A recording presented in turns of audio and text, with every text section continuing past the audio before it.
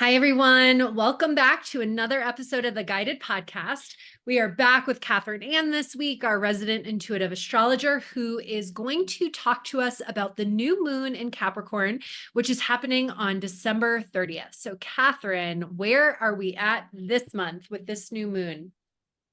So the new moon in Capricorn, we have every year at the end of the year. And Capricorns are known to be the goal-oriented achievers.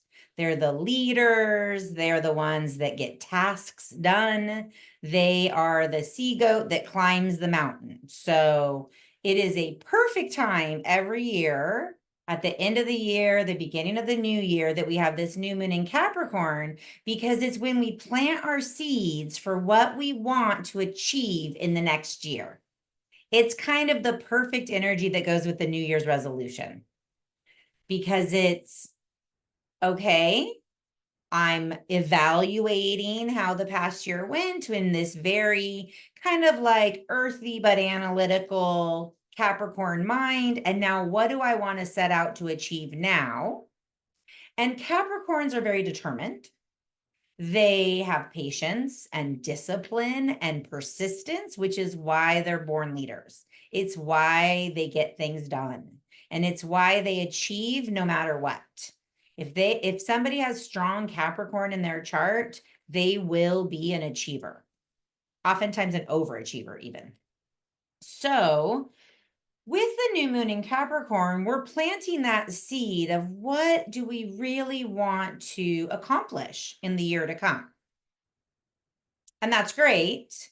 I personally changed my New Year's resolutions years ago instead of something I wanted to fix about myself, because I did these New Year's resolutions like something's wrong, I'm going to fix it, right? I'm going to exercise more, I'm going to eat better, that type of stuff.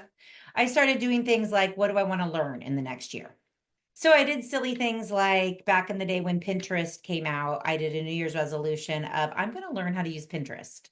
And that was a really super fun New Year's resolution. That is the type of thing where I felt confident. I was able to achieve it. I had fun, but I didn't have this like shame or blame attached to some sort of goal that I applied and didn't maintain after March. You know, they always talk about people go to the gym 6 weeks later, mid-February, the gym's empty again because people's New Year's resolutions didn't stick. So with this new moon in Capricorn, we have the ability to plant a seed with patience, with discipline and persistence. But I also want to remind people that just because you can put in the hard work to do something, just because you can be determined to do something, doesn't mean you need to pick something that you're going to beat yourself up about. So that's just my little tidbit about setting new moon intentions at the same time as New Year's resolutions. It's always with this new moon in Capricorn.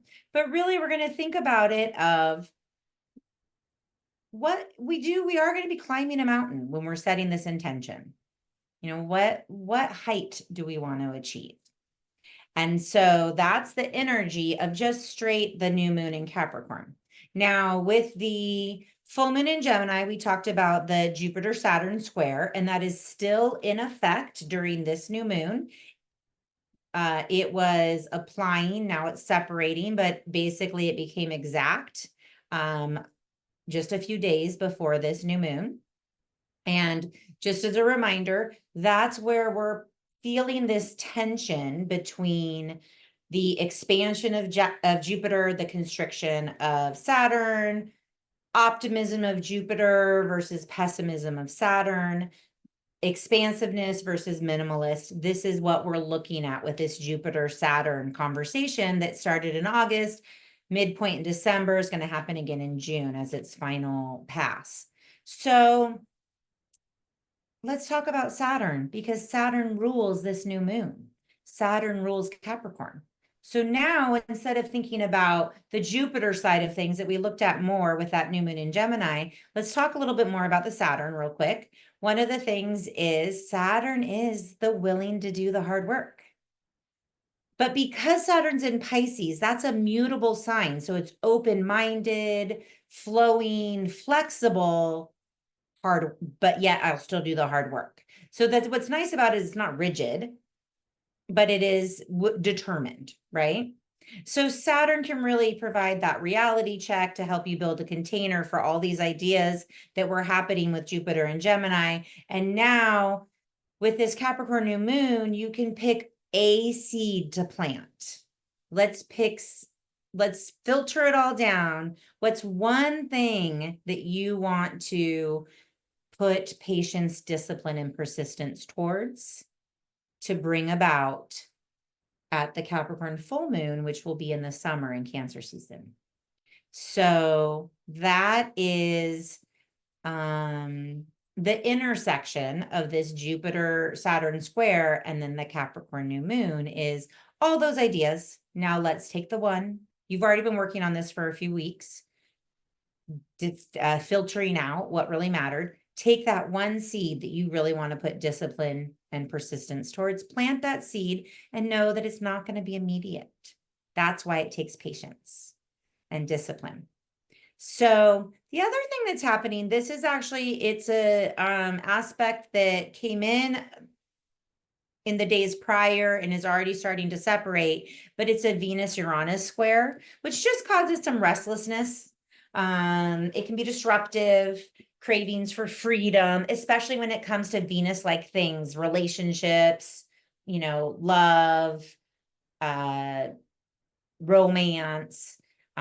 So, it's one of those signatures where, breakups could happen because you want the grass is greener on the other side, or you're feeling too confined, or you just have a sudden attraction to somebody that, one night stand type of thing, and you realize, oh, whoops, that wasn't actually anything real. So we're coming out of this energy, but it is still lingering a little bit. So that, I think that's interesting because I feel like that juxtaposes with that Capricorn, solid Saturn feeling. We have also this kind of like restless, impulsive feeling. So those are some things that are going on during the new moon in Capricorn, but there's a bigger configuration going on in the sky that I want to talk about, and a really powerful aspect that in the mundane and the outer global picture is no doubt going to be seen. So whether or not you have dramatic examples of this in your personal life, you may or may not, depending on how your chart is, but out in the broader world, we are going to really see some action. And that is because we have Mars opposite Pluto. So Mars is the planet of war, of action, aggression, of cutting, decisiveness. And Pluto is the underworld. It's death and rebirth, deep transformation. But it's, when I say the underworld, it's, it's like Hades. It's all this hidden stuff. And when you put them opposite each other, you get aggressiveness. You get kind of like this escalating sense of heaviness. Your shadow, people's psychological shadow can really be coming out. Your shadow can talk for you, which is not always going to be pretty when it's not your balanced side coming out in the conversation, but your trigger is really talking for you.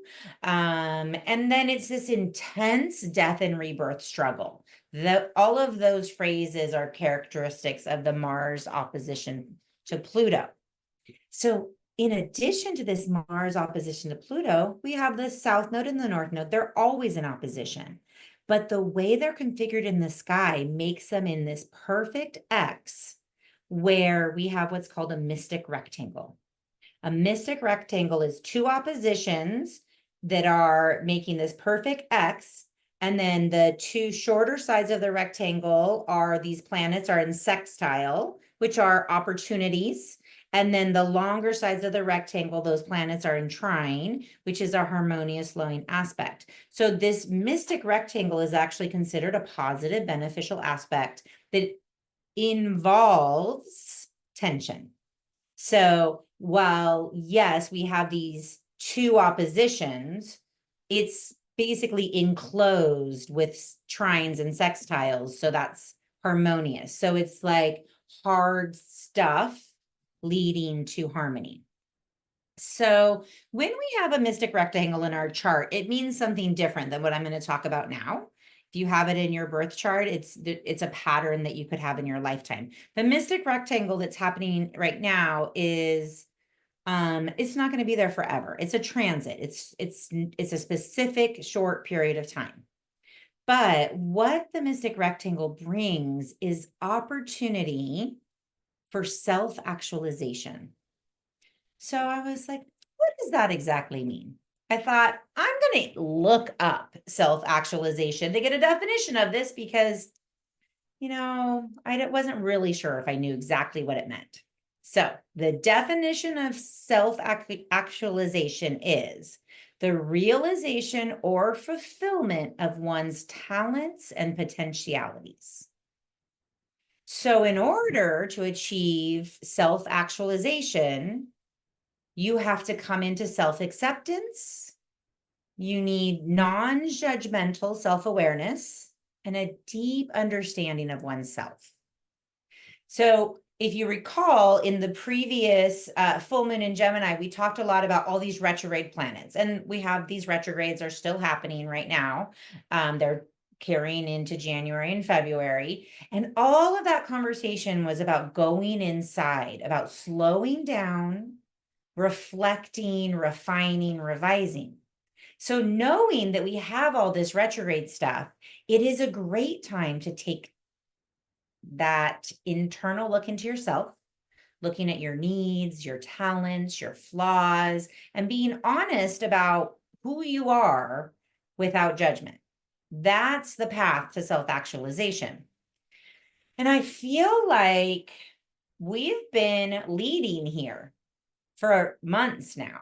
I don't know that I would have known that back in the summertime when we were talking about all this catharsis and change, and you just need to be free to be you and love who you are and express who you are.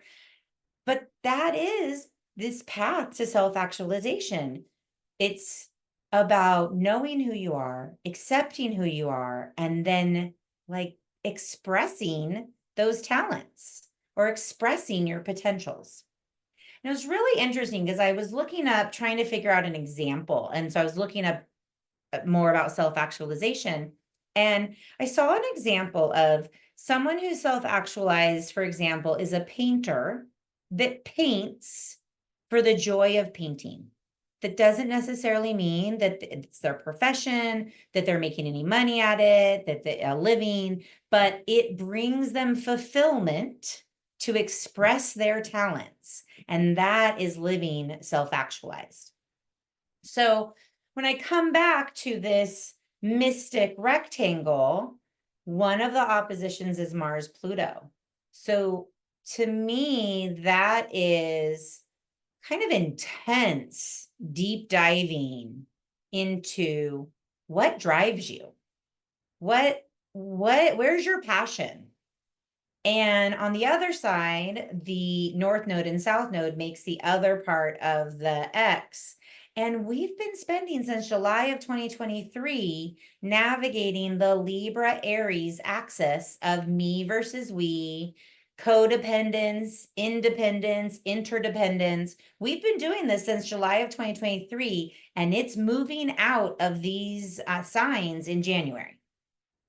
So it feels to me like a final, like exclamation point of this journey.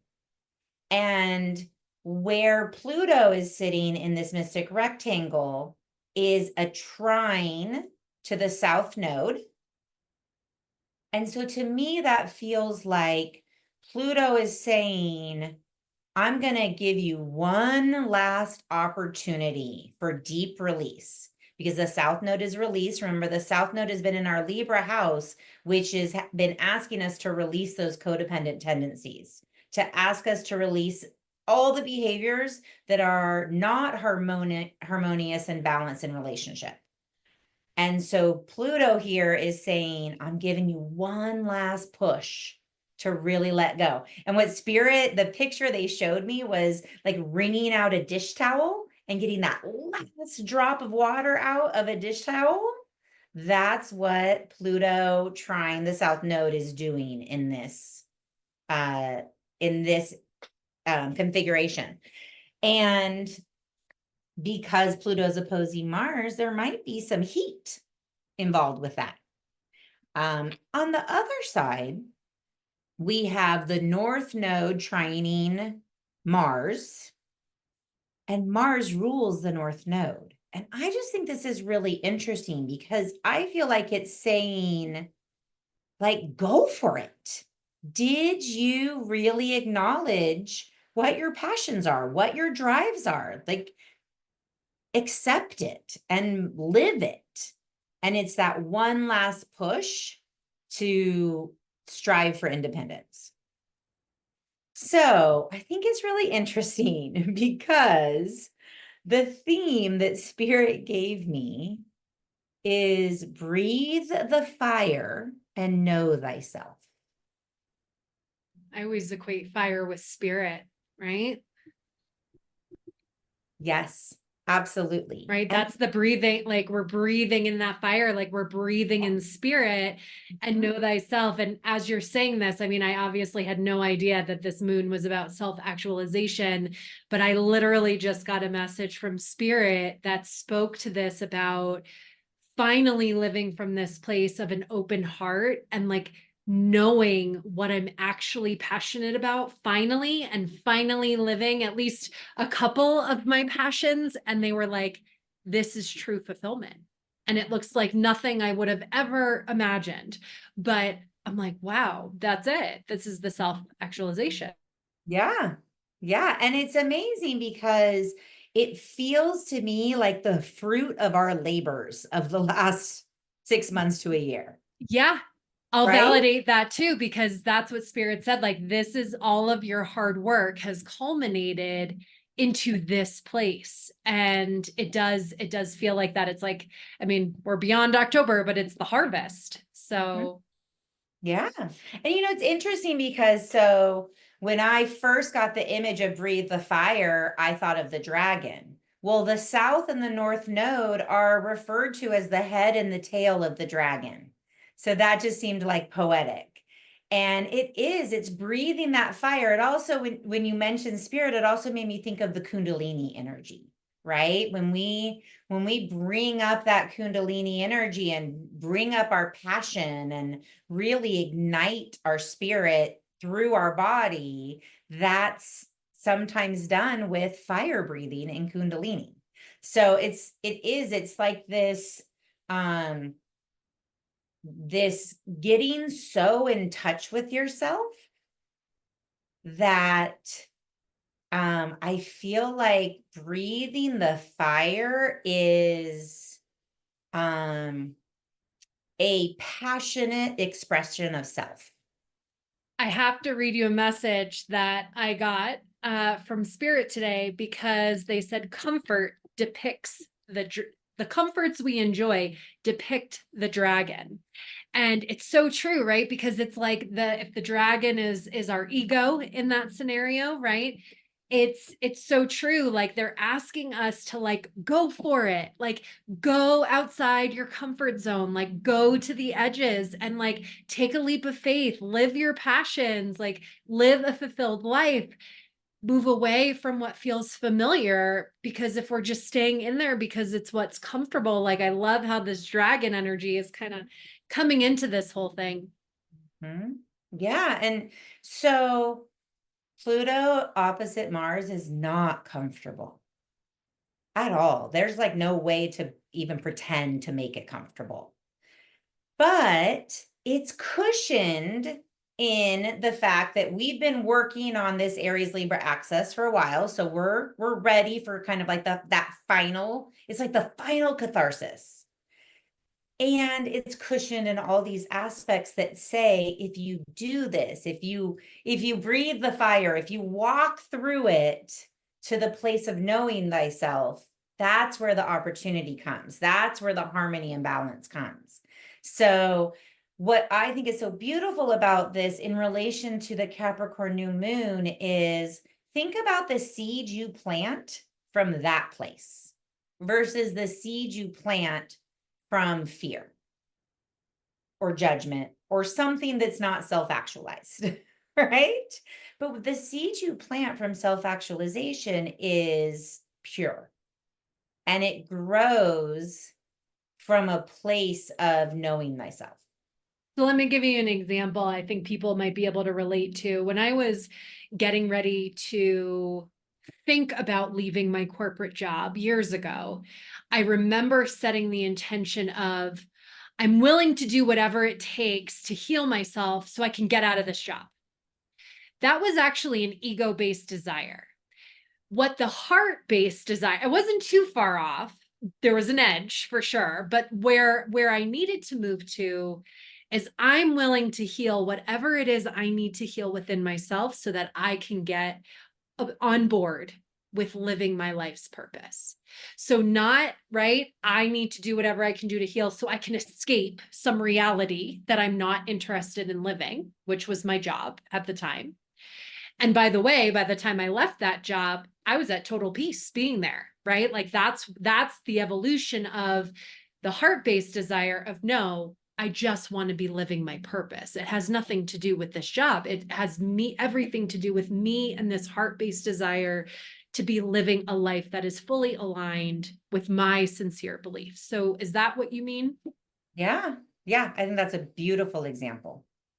And I think that it's interesting where you say that it's such a good example about from the ego, because North Node is the insatiable dragon. There is ego there, right? It's insatiable. It's a drive. I wouldn't say if you're fully going towards that Aries North Node that you're in a harmonious space, but it does have drive. And so that's interesting to be like, I'm willing to do whatever it takes. That's that drive, right?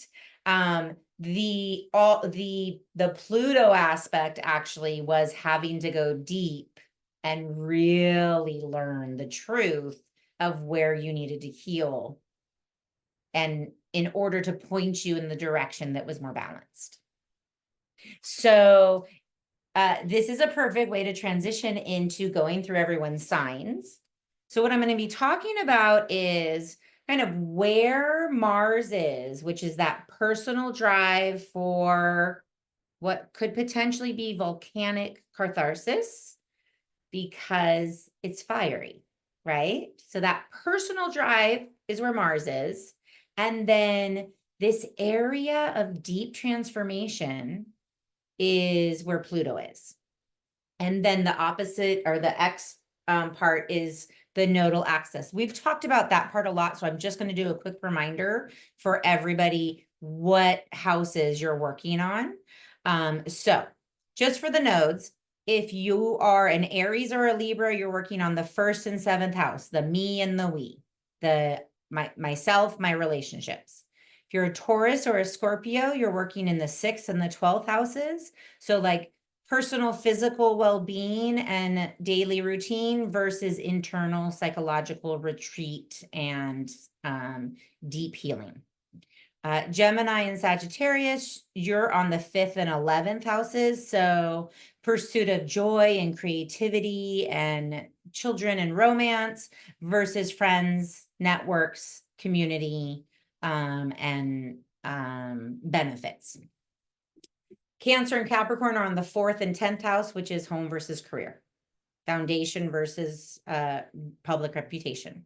Leo and Aquarius have been working on the 3rd and the 9th house axis, which is the small neighborhood community versus the larger world, detailed learning and communication versus expansion, philosophy, travel.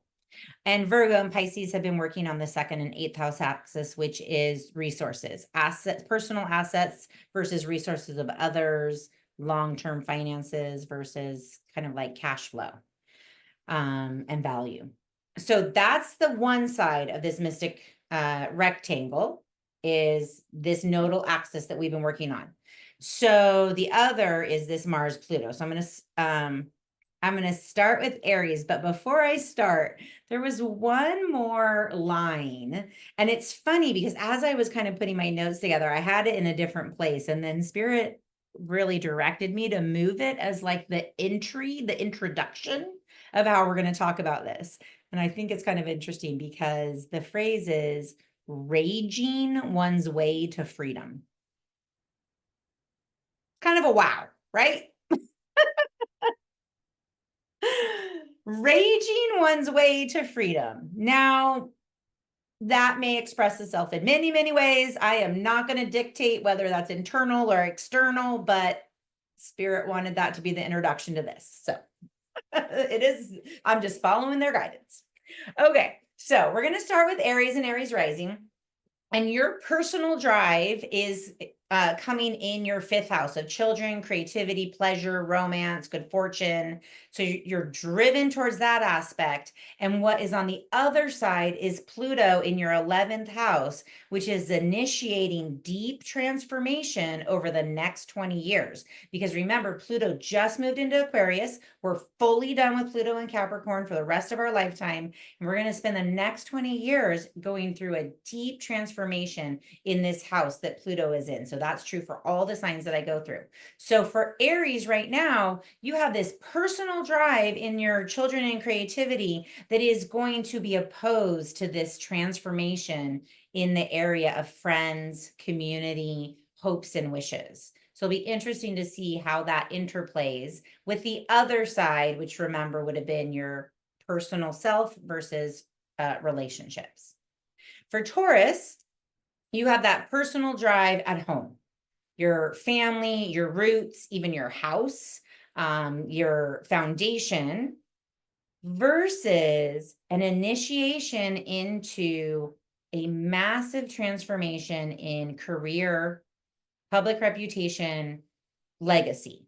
So what you're going to be looking at is how everything you learned with that Aries Libra nodal axis then also speaks to home and career and transformation that's about to be initiated over the next 20 years there. So this is, as I'm going through this, I think of this as we're culminating everything that we have learned over the last 6 months, so much transformation. And this seed that we're planting in the Capricorn new moon isn't just about planting a seed for Capricorn for the next 6 months, because it also happens to coincide with this initiation into this 20-year cycle of Pluto through Aquarius. And so it's that first breath into this Pluto and Aquarius. And now I realize why Spirit said raging one was the way to freedom, because Aquarius is about freedom. So Pluto is deep transformation to freedom. And it's getting some fiery opposition from this other part of your life. Okay, so for Gemini, you have this personal drive and this fire that's showing up in your local neighborhood, in communication, writing projects, short trips, siblings, and your school environment, your learning, training, teaching. And it's opposing this deep transformation that's beginning in travel, in exploration, philosophy, faith, that higher mind of learning. So it's learning on a like, I want to say a more epic level. Okay, so for Cancer, your personal drive is in your area of money, possessions, income, assets, values, your talents.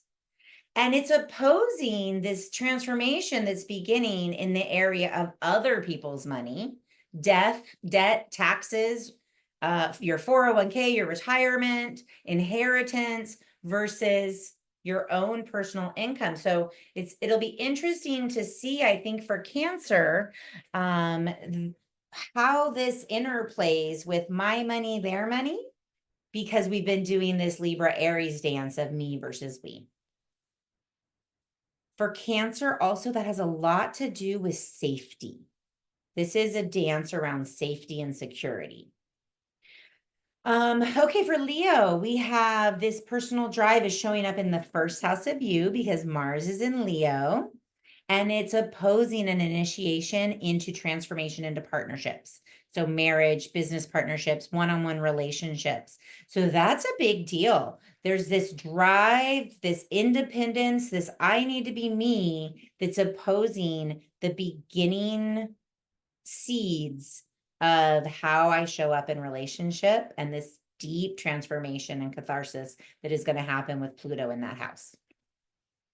Okay, so Virgo, this is showing up in the personal drive is in the 12th house of retreat. So this is about feeling really driven to go deep, feeling really driven to understand yourself, to go into your subconscious, to release hidden things. It is also the house of self-undoing. So I almost feel like there's a caution there with it opposed to Pluto, that going deep doesn't need to include risky behavior. Yeah, it feels like it's really funny. I feel like this must be for someone in particular because Spirit's being very specific about it. This is not an excuse to do something subversive in the name of I'm just trying to get into the deep space to release. And it feels to me like they're speaking of a vice, like justifying a vice of an unhealthy habit that you escape in. And because what you're initiating into now, it's like now it's connecting. What it's initiating into is this huge transformation in health and wellness and daily routine. So it's about, you may have this drive to go deep, but maybe not in a healthy way. And you're going to be juxtaposing it with a total transformation of your health and wellness and daily routine for the better. But you're going to go deep with this. It's going to be very transformative. Libra, we're looking at having that drive in your 11th house of community, hopes and wishes, friendships, groups, wanting to be with people, and how that then juxtaposes this transformation that's going to occur in your area of your own joy, your own creative abilities. So yes, it's the creation of children or the creation of romance, but it's creation that comes from you versus the group. And so that's going to be really interesting also as we've been working on the me and we for Libra. And it's about really this deep transformation in Libra's learning to have joy that is uniquely theirs. Scorpio, we have this personal drive for Mars is in our 10th house of career, fame, reputation. And so that is like, I am going to go big. I'm going to push in my workspace. And Pluto on the opposite side is saying, we're actually about to embark on a transformation of home. And so this may mean, death and rebirth related to family, changes in family, changes in maybe aging parents and changing in how they live or how they're cared for, moving into family homes. All of this is going to be transformational for Scorpios over the next 20 years. So a real kind of like, I want to say catharsis around their foundational space.